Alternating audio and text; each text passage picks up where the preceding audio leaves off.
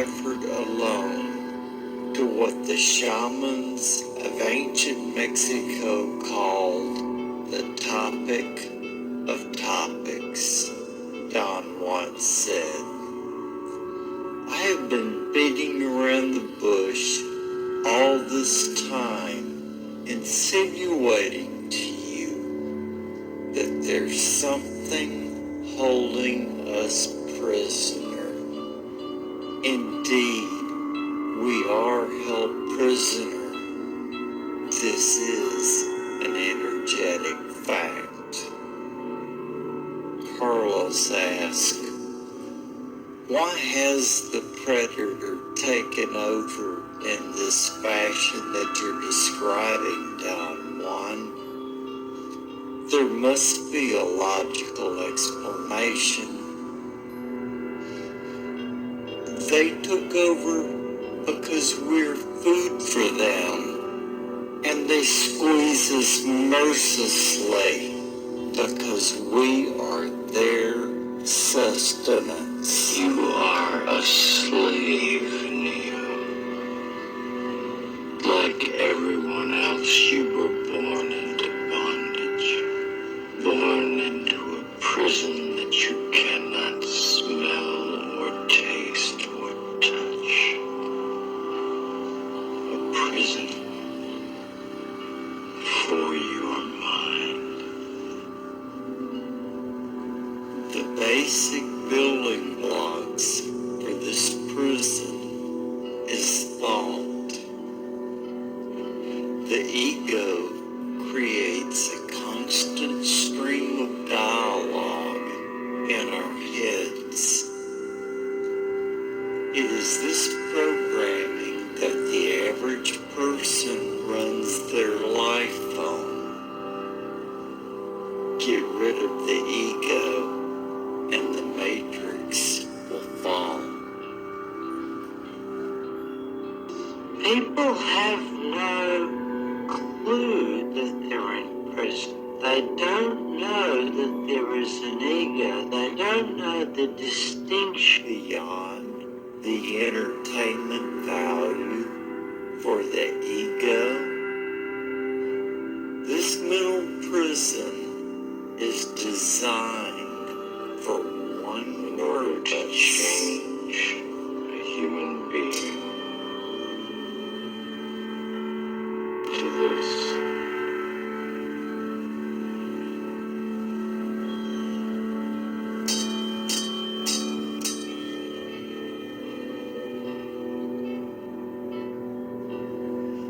the power matrix.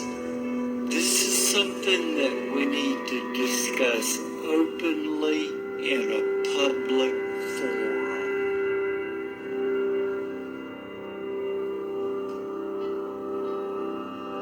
Our bodies are made up of two different energy systems.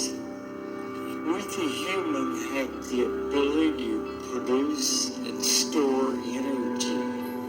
Some cultures refer to that energy as being our soul. Don Juan tells us about the foreign installation. He also calls it the energy body. It has the ability to grow in strength the same as we do. The underworld has set up a system on Earth. They call it the sorcerer's world. In the sorcerer's world, you pay out the ass for everything you do. The underworld rules us with that system. This power structure is designed to deplete the energy of the human, at the same time allow the foreign installation to grow and maintain energetic strength over the host, the human. The real sorcerer is the foreign installation. It uses the power of the human to do its bidding.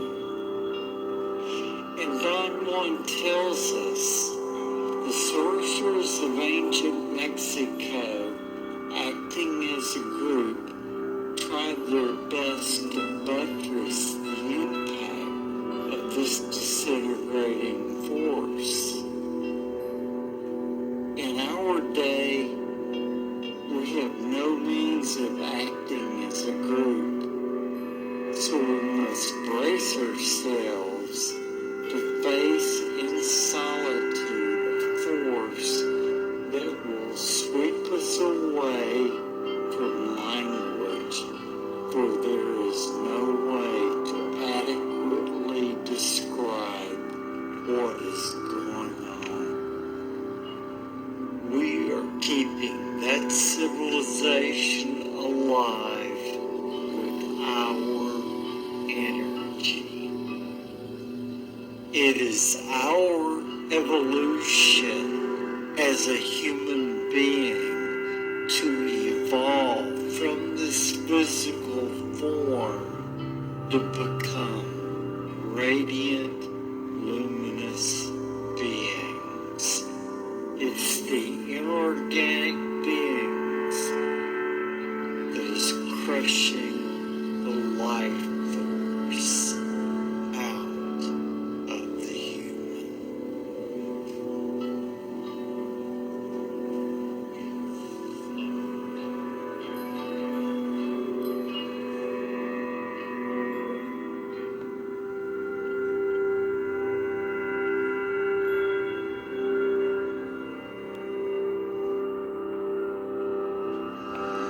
I think first and foremost we have to concede that we're dealing with a gigantic mystery. When it was working, I felt like something was not right. What happens after she signs it? I had your house. Good job.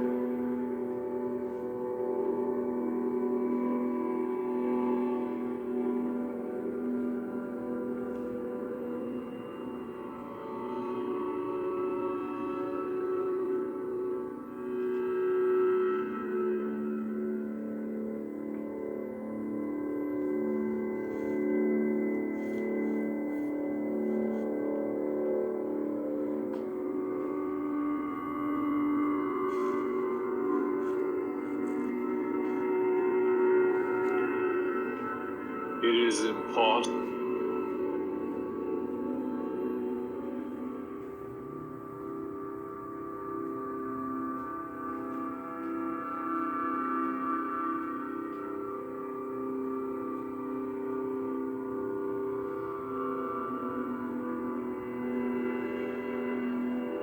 It is impossible to make containers for infinity, and in the endless attempts to do so, there become endless struggles, and this creates anguish. The infinite is elusive. The totality of even a single moment can never be contained or defined. In the attempt to capture life, it is missed. How is one able to catch life? Where is one going to find it? Over here? Over there? Just as the container called a photograph is not life, it simply becomes an idea that somehow one has marked their territory upon eternity, and that the moment cannot then be taken away. Yet, it certainly has been taken away, just as the very next moment is given. Give and take form the everlasting paradox, since they both happen simultaneously. One of the most common methods to combat one's individual fear of this ceaseless fluctuation is through the concept of repetition. In the cycles of repetition, it can be maintained that there is security, since these repetitions or rituals create borders of protection against the infinite unknown. If these borders are removed, it can lead to a feeling of vulnerability. This is seen easily enough in any who are afraid to attempt that which is unfamiliar. The unknown is a security threat against the safety net of the familiar. There are guards that are set up at many gates, and in this way one can become, and altogether too often has become, their own biggest gatekeeper. Why is this? what has created this situation. To comprehend this is to get directly to the heart of the matter. That's the root issue. And let's not pretend that there isn't an issue, because there is. When we get to the heart of the matter, we cut to the chase. We don't play games. If you're hanging on the edge of a cliff, holding on for dear life, you're not busy thinking about what color of curtains you're going to hang in your living room, or what the weather is going to be like tomorrow. You don't wait on a political vote to take place to see whether you should hang on or let go. You are in that moment, and that moment is in you. You are neutral, since neutrality indicates that there is no choice, and the actions taken in the moment are direct, without the need for subjective inquiry. This is the difference between the heart and the mind. The mind is filled with choice, constantly debating this, that, and the other thing. It creates confusion, doubt, worry, anxiety, and is driven by fear and division. Choice is inherently divisive, and in every single division is a wound. The only way to heal any wound is through unification. This cannot be debated. A cut in one's flesh does not heal without being unified, and the divisions in humanity cannot heal unless they are also unified as well. Choice constantly divides and creates enormous pain, and the divisions become so pronounced that they are turned into chaos. From this chaos, the ruler of the mental realm is able to create a different order, which subjugates the heart even further, diminishing its capacity to recognize itself in itself. This is how humanity has become food for chaos. It is essential beyond anything else to comprehend that the heart at its root and purity of essence is choiceless. Any who have found their way to its core know this. The heart has no tactics, and it never plays games. Its constant and enduring attempt is to heal the separations created by orders and divisions in humanity, and build a bridge between the heart and the mind. The left hand and the right hand of the mind are then joined together, and there is no longer separation. That's the meaning of prayer. That's the meaning of faith. There is no need for 1,000 religions and 10,000 other denominations to know this. The only hate is self-hate. The only love is self-love.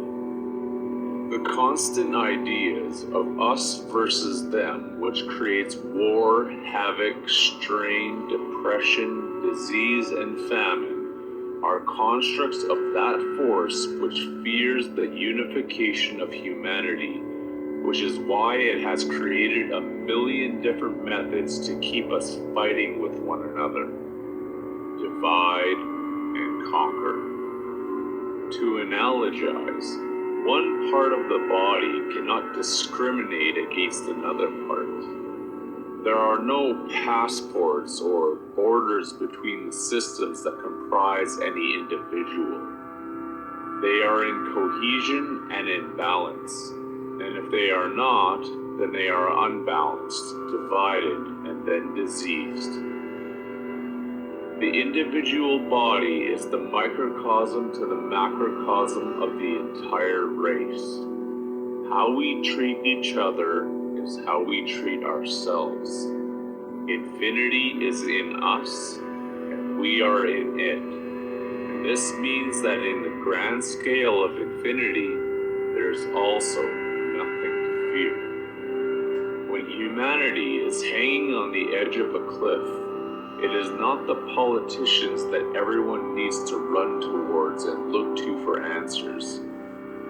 Their entire operation is to cut and divide, cut and divide. Despite this, it is why it was stated before that eventually, even they will be healed too. When humanity is in any dire situation, and it isn't caught inside of the game of politics, it acts immediately, and it does so with perfection. When the house is on fire, one doesn't decide whether it's the liberal or the conservative party that should put it out. These are all games of the head, and they continue on because there is still some deep-rooted desire to continue the charade because it provides some type of schadenfreudic form of entertainment, a pleasure in seeing distress, misfortune, or failure in others. All of this comes from a limited comprehension of one's connection to everything else. The belief that one is an island and disconnected from all things that are out there. The disconnected mind sees that it arrived here through its mother, but cannot fathom that we have all come from the same mother. In this relation, it can be seen that one has arrived here through one life, yet has come from the source of all life.